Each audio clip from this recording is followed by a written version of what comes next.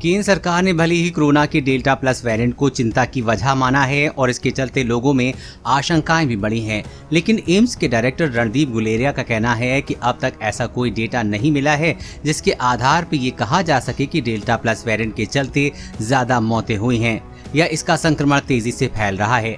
इसके अलावा corona vaccine को मात देने के बाद भी किसी डेटा से पुष्टि नहीं होती है। रणदीप गुलेरिया ने कहा कि यदि कोरोना से निपटने के लिए तय प्रोटोकॉल का पालन किया जाए तो हम किसी भी नए उभरने वाले वेरिएंट से सेफ रहेंगे।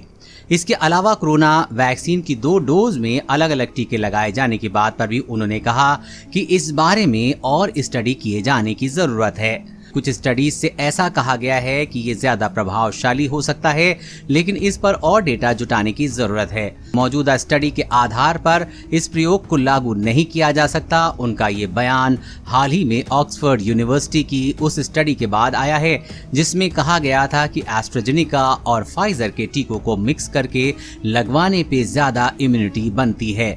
भारत में डेल्टा प्लस वेरिएंट का पहला केस 11 जून को मिला था। ये डेल्टा वेरिएंट से ही तब्दील होकर बना है।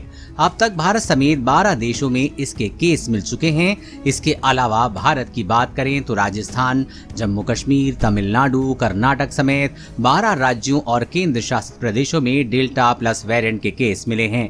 हेल्थ मिनिस्ट्री के मुताबिक देश भर में अब तक डेल्टा प्लस वेरिएंट के 51 केस मिल चुके हैं। अब तक कोरोना की बुरी मार झेलने वाले महाराष्ट्र में ही इसके भी सबसे ज्यादा केस मिले हैं।